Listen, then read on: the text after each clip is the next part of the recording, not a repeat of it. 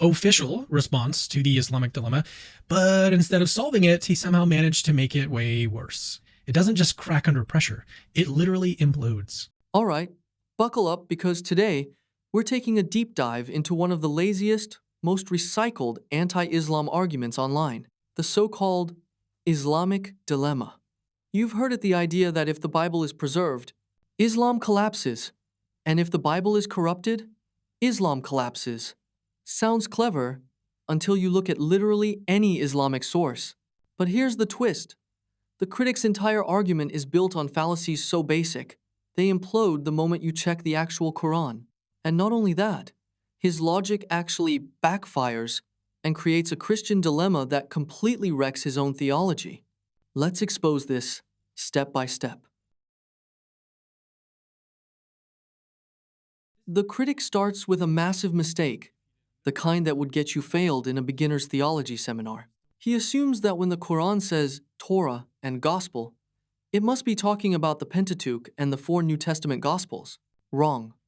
In Islamic terminology, and this isn't modern, this is classical tafsir, the Torah means the original revelation given to Moses, and the Injil means the revelation given to Jesus. Not Mark, not Matthew, not Luke, not John, not the post-exilic Pentateuch written by anonymous authors centuries after Moses. Every major scholar says the same thing. The Quran refers to the original revelations, not the later, human-edited texts Jews and Christians were holding in the 7th century. The critic assumes the very thing he needs to prove. That's not an argument, that's a magic trick. Here is the problem. The Quran itself directly condemns the idea of believing in part of a revealed book while rejecting the rest, and it does so in extremely strong language. Here is Surah 285. Do you believe in part of the book and disbelieve in part? Then what is the recompense for those who do that among you except disgrace in worldly life? Next, he tries to weaponize Surah 2-85. He claims the verse condemns cherry-picking scripture, so Muslims can't say the Bible is partially corrupted. Except, the verse has nothing to do with Christians, the New Testament, or textual preservation. Every tafsir says the verse is addressing a group of Jews in Medina who followed Torah laws when convenient and ignored them when inconvenient. This is about legal hypocrisy, not the Bible's transmission history. He completely misapplies the verse.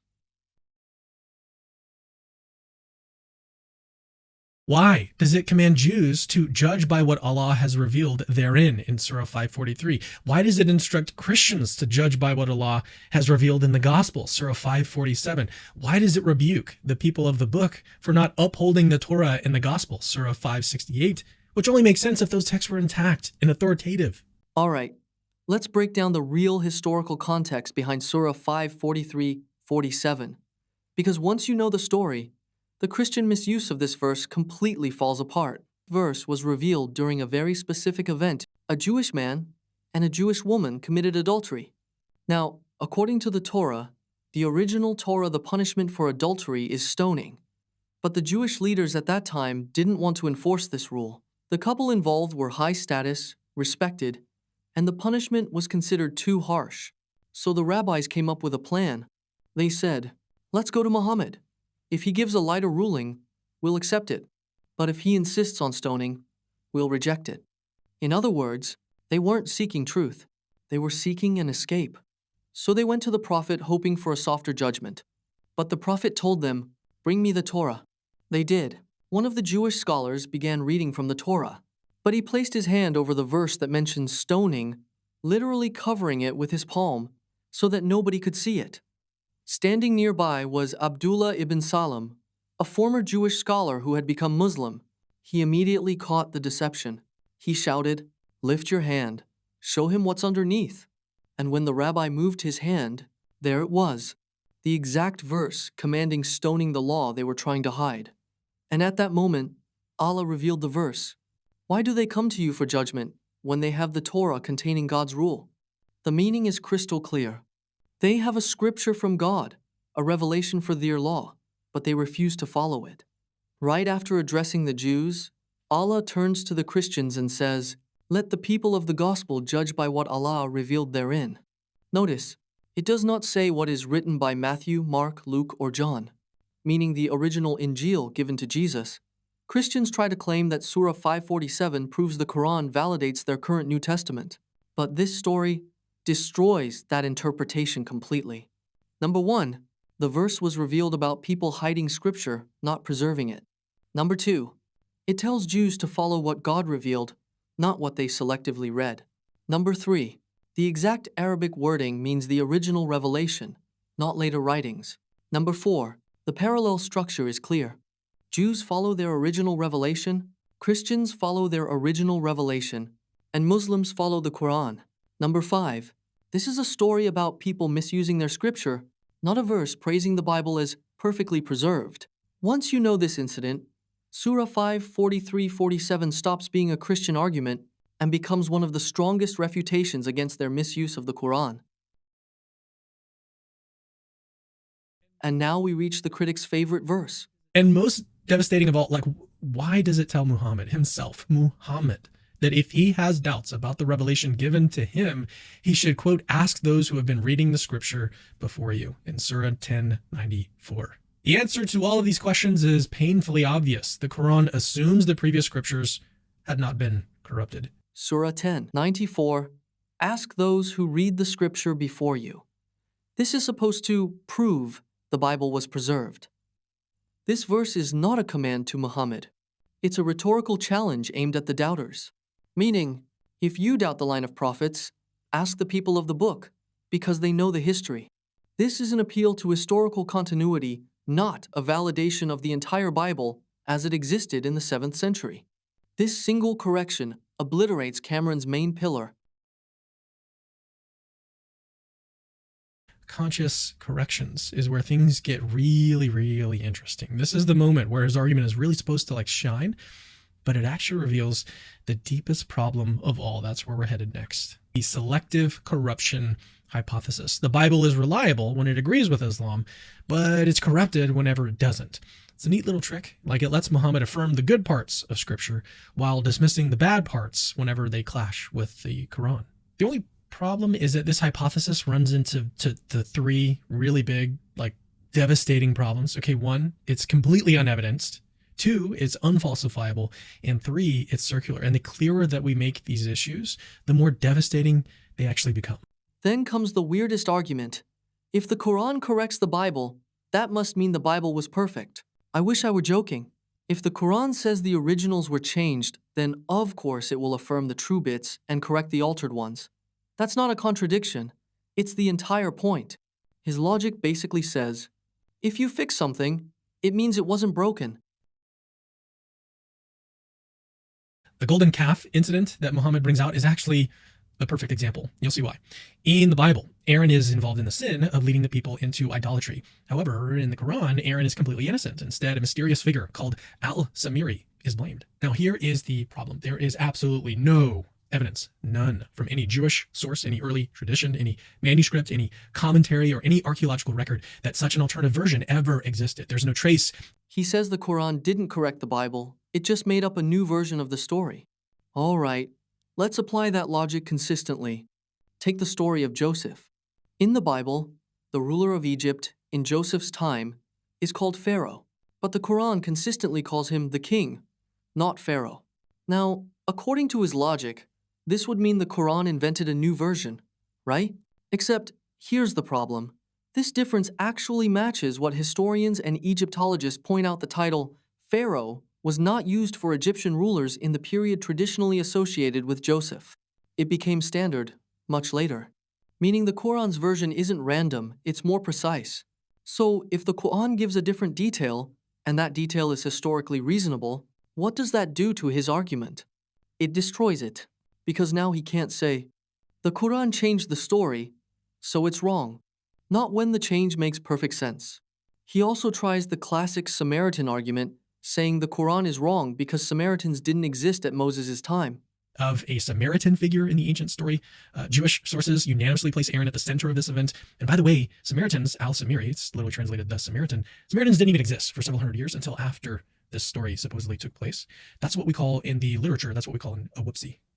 Except the Quran doesn't say Samaritan, The word is a proper name al-Samiri, not an ethnicity. Classical scholars universally say this refers to a man named Samiri, not a Samaritan from Nablus. This isn't a contradiction, it's just a rookie translation mistake. Now let's apply the exact same argument Christians use against Islam, but this time to Christianity itself.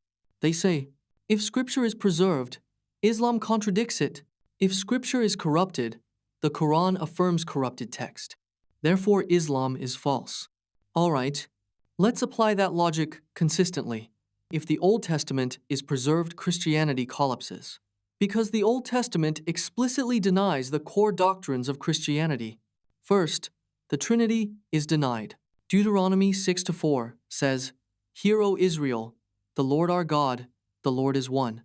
The Hebrew word echad means a singular, indivisible one, the same word used for one person or one place. This verse destroys any idea of a triune God. Second, God cannot be a man. Numbers 23:19 states, God is not a man nor a son of man. But in the New Testament, Jesus repeatedly calls himself the Son of Man. If God is not a son of man, and Jesus is a son of man, then according to the preserved Old Testament, Jesus cannot be God. Third, God cannot change, transform, or die. Malachi 3-6 says, "For I, the Lord, do not change." Yet Christianity teaches that God became flesh, changed form, and died. This directly contradicts the preserved Old Testament. Fourth, no human can be worshipped. Exodus 20-3 commands, "You shall have no other gods before me." But Christianity worships Jesus in addition to the Father. That is a violation of the preserved law. So if the Old Testament is preserved, we get no Trinity, no divine Jesus, no incarnation, no human worship. In other words, Christianity contradicts the preserved Old Testament. Therefore, Christianity is false. If the Old Testament is corrupted, Christianity still collapses. Why? Because Jesus explicitly affirmed the Old Testament as intact, authoritative, and divinely preserved. First, Matthew 5:17-18, "Do not think I came to abolish the law. Not the smallest letter, not the least stroke of a pen will disappear from the law." Jesus literally declares that not even a letter of the Old Testament is corrupted. If Christians say the Old Testament is corrupted, they are calling Jesus a liar. Second, Matthew 22:29, "You are in error because you do not know the Scriptures."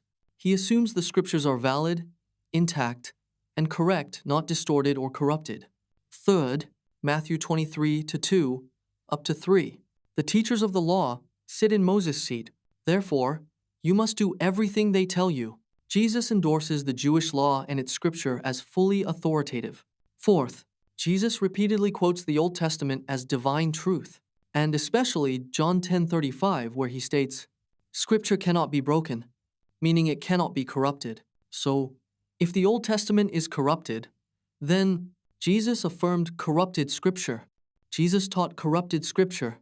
Jesus commanded obedience to corrupted Scripture. Jesus said corrupted Scripture cannot be broken, meaning Jesus is wrong. And if Jesus is wrong, Christianity is false. Option 1. The Old Testament is preserved. Christianity contradicts it. Jesus cannot be God. Trinity collapses. Christianity is false. Option 2. The Old Testament is corrupted. Jesus affirmed corrupted Scripture. Jesus was wrong. Christianity is false. Using their own logic, with their own Scripture, the unavoidable conclusion is, either way, Christianity destroys itself.